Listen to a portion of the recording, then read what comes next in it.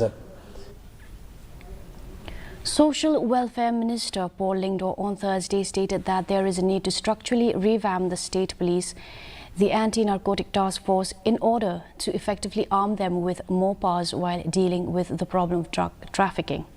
On the call for public march by the Henyo Trep Youth Council on November 8 to push for 7 key demands aimed at addressing the rising issue of drug trafficking and drug abuse in Meghalaya, the minister said NGOs have the right to do so as long as they do not cross the barriers and the boundaries of the law.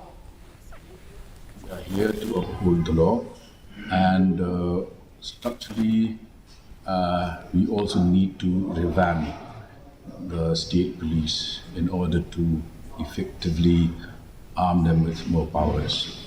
One of them obviously is the ANTF, which I have a few ideas to share with the Deputy CM in charge for.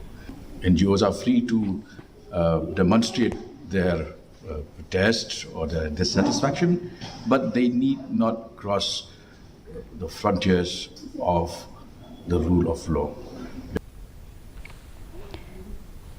VPP parliamentarian from